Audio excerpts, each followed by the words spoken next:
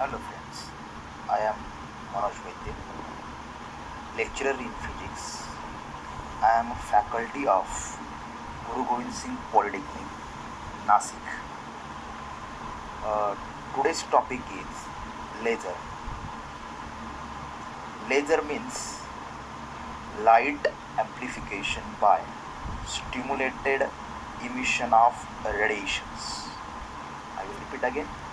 Laser means light amplification by stimulated emission of radiations. What are the characteristics of laser? There are four characteristics of laser light. First characteristics of laser light is coherent. Coherent means the laser source or laser lights emits the light waves are exactly in same phase. That is, crest matches with crest, trough matches with trough. This property of laser is called as coherent property. So I will repeat again. Laser light emits all the light waves are exactly in same phase. Same phase means crest matches with crest, trough matches with trough. Then second property of laser light is monochromaticity. The laser light, the light waves emitted by the laser have same wavelength. Then third property of laser light is unidirectionality. The laser emits the light in only one direction. Because of this, it produces a sharp focus. This property of laser light is called unidirectionality. And last property, that is fourth property of laser light, is extremely intense. That means the laser light has extreme brightness. This property is called extremely intense property. That is, laser source produce extremely intense focus. These are the four properties of laser light. First property is coherent, second property is monochromaticity, third property is unidirectionality, and fourth property is extremely intense. If we are studying with the laser light, then there are three phenomena. The first phenomena is stimulated absorption or only absorption. Second phenomena is spontaneous emission, and third phenomena is stimulated emission. Then discuss one by one. Firstly, discuss about stimulated absorption or absorption. In this phenomena, consider two energy levels. That is, first energy level is a lower energy level. This energy level is also called as ground state, and this ground state is denoted by E1. And second energy level is called higher energy level. It is also called as excited state. This excited state is denoted by E2. At equilibrium state, all the atom lies in ground state, that is in lower energy level. When a photon of energy, this is a photon, therefore the photon of energy h nu is incident on this ground state atom, then this ground state atom absorbs this photon of energy and makes the transition with the higher energy level, that is excited state, and this ground state atom raises into the higher energy level, that is excited into a higher energy level. This process is called stimulated absorption. This process is called stimulated absorption or induced absorption or absorption. Why this process is called stimulated absorption because this phenomena requires external stimulus, that is called as external energy in the form of incident photon. Without the external stimulation, this phenomena is not completed. When external stimulus, that is photon, is incident on the ground state atom, then and then the ground state atom directly goes into the excited state. Hence, this phenomena is called induced absorption or stimulated absorption. The energy difference between these two energy levels is exactly equal to h into nu, where h is the Planck's constant. The value of Planck's constant is 6.625 into 10 raised to minus 34 joules second, and this is a nu. Nu is a frequency of incident photon or incident light. This is a photon. Then second phenomenon is spontaneous emission. Again, in spontaneous emission, there are two energy levels. Lower energy level is ground state, it is denoted by E1. Higher energy level is excited state, it is denoted by E2.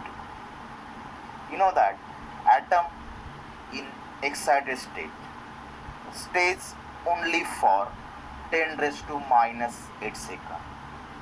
That is, in higher energy level, this atom stays here only for 10 raised to minus 8 seconds. Remember this lifetime. That is, this lifetime is very short lifetime. This lifetime is very short lifetime. After completion of this lifetime, the excited state atom come down to the ground state by itself with the emission of photon. Therefore, this process is called spontaneous emission. I will repeat again. The atom stays in the excited state only for 10 raised to minus 8 seconds. This is a lifetime of the excited state atom in a upper energy level, that is in higher energy level. After completion of lifetime, that is after completion of 10 raised to minus 8 seconds, this excited state atom come down to the lower energy level, that is in ground state, with the emission of photon. This is the emitted photon, and this type of emission is called as spontaneous emission. In this emission, the light rays are incoherent, random in phase. That is, the light rays is not a unidirectional light rays. The light rays already in random in direction. Hence, this emission is called spontaneous emission. Okay. The third phenomenon is stimulated emission. Again, in stimulated emission, again there are two energy levels: ground state E1, excited state E2. Atom in excited state, that is in upper energy level. Before completion of lifetime of excited state atom, this photon is incident on the excited state atom. Then this excited state atom is collide with this incident photon. After interaction with this incident photon, the excited state atom come down to the lower energy level with the emission of another photon. This emitted photon exactly identical with this incident photon, that is exactly in same phase. This is incident photon, that means this photon is already draw here, and this is a emitted photon. That means the crest matches with crest, trough matches with trough. That means the light rays emitted in this emission are exactly in phase, that are coherent, unidirectional and monochromatic. Hence, this process is called stimulated emission. Why this process is called a stimulated emission? Because again, this phenomenon is not completed without external stimulus, that is without external energy in the form of incident photon. After interaction with this incident photon, then and then the excited state atom come down to the ground state with the emission of another photon, and this emitted photon exactly identical with this incident photon, that means exactly in same phase. Hence, this process or this phenomena is called stimulated emission. The radiations emitted in this emission are unidirectional, monochromatic, and coherent. What is the difference between the ordinary light and laser light? What is the difference between the spontaneous emission and stimulated emission? The first point is, in spontaneous emission, the excited state atom comes to the ground state by itself. But in stimulated emission, the excited state atom come to the ground state after interaction with the incident photon. This is the first difference. Remember it. Second point is, the radiations emitted in spontaneous emission are random in direction. That is, the spontaneous emission is a random process. But radiations emitted in stimulated emission are unidirectional. That is, the radiations are not random. All radiations emitted in only one direction. Hence, this process is called as a random, is not a random process. Third point is, spontaneous emission is an uncontrollable process because it cannot be controlled by external agency. Hence, this process is an uncontrollable process.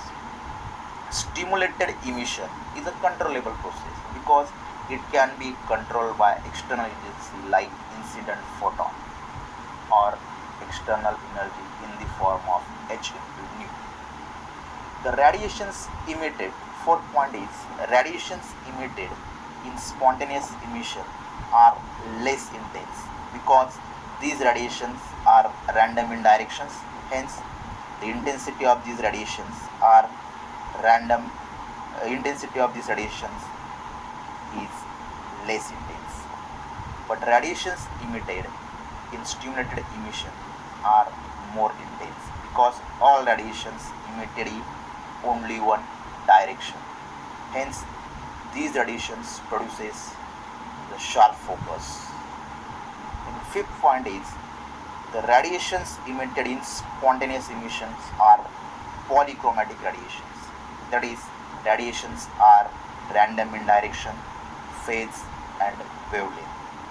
But radiations emitted in stimulated emission are monochromatic radiations. That is, radiations are coherent, monochromatic, and in same direction. This is a difference between the spontaneous emission and stimulated emission. Next definition is metastable state or metastable excited state. This state lies between the ordinary excited state and ordinary ground state. So what is meant by metastable state? The metastable state is defined as the state in which the atom relaxes for longer time.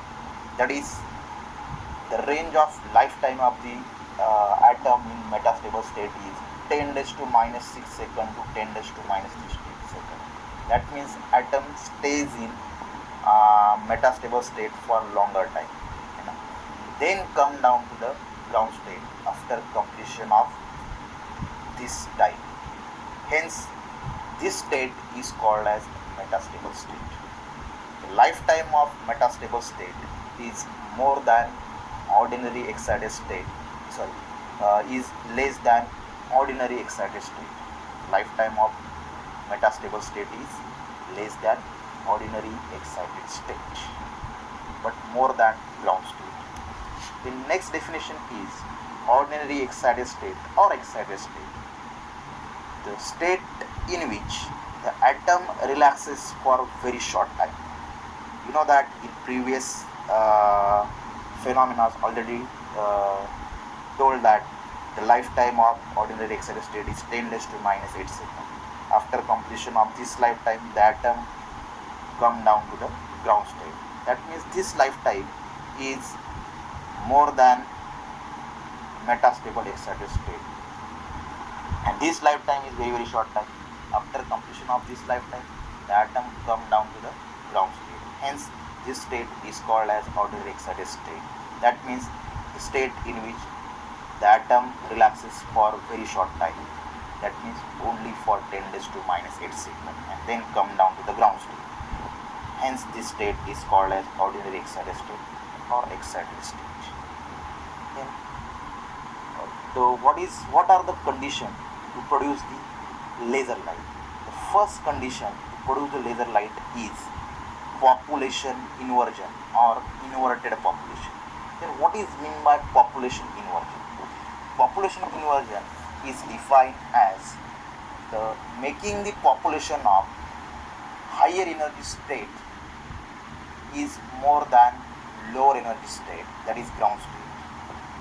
Therefore, this process is called as population inversion or inverted population. That is, in excited state, number of atoms are more as compared to number of atoms in ground state. Let us see this diagram. The N2 are the number of atoms in excited state, and N1 are the number of atoms in ground state. The N2 are the number of atoms in excited state are more than the N1 atoms in ground state. Therefore, this is the condition to produce the population. This is the condition to produce the laser light. The basic principle of laser light is that stimulated emission. You know that stimulated emission before completion of lifetime, the excited state atom is triggered due to the incident photon. And after interaction with the incident photon, the excited state atom come down to the ground state with the emission of another photon. This emitted photon again identical with the incident photon, and this process is called as stimulated emission. This is the basic principle to produce the laser light. And second condition is the number of atoms in higher energy level should be greater than the lower energy level. That is, N2 is very much greater than the N1. The next is active system. Active system is a system in which a population inversion is achieved. I repeat again, active system means a system in which a population inversion is achieved. This system is called as active system. In order to produce stimulated emission properly, the population of higher excited state should be greater than lower energy state. Next, pumping process. Pumping process is defined as the process of raising the atoms from lower energy state to higher energy state. This process is called as pumping. There are many types of pumping method available in the market. The first pumping method is optical pumping. Second is direct electron excitation pumping. It is also called as electrical pumping. Third one is inelastic atom-atom collision. Fourth one is chemical reaction or chemical pumping. But most commonly method used to produce the laser light is optical pumping. What is meant by optical pumping? Optical pumping is defined as the process of raising the atom from lower energy state to higher energy state using light medium is called as optical pumping. Using this pumping method to produce the laser light. Then what are the engineering applications of laser light? The first engineering application of laser light is laser light generally used for engraving and embossing of the printing plates. Second application is laser lights are used in cutting, drilling and welding metals. Laser lights are used in computer printers also. It is also used for three-dimensional laser scanners. It is used in holography. It is also used to find flaws or defect in a material. Laser lights are used in heat control treatment. Next, last application is laser through the optical fiber is used to transfer the data from one computer to the other computer. These are the engineering applications of laser light. Then generally 3 or 4 level laser system used to produce the laser light. So what is meant by 3 level laser system, or what is meant by optical pumping in detail? In 3 level laser system, there are 3 energy levels. Let us see here. Energy level E1. E1 is a ground state. Energy level E2. E2 is a metastable excited state, and energy level E3 is an ordinary excited state. N1 are the number of atoms in ground state. N2 are the number of atoms in metastable state, and N3 are the number of atoms in ordinary excited state. When photon of energy h into nu is incident on the ground state atom, that is atoms in energy level E1, then these atoms absorb this photon of energy and directly excited into the energy level E3.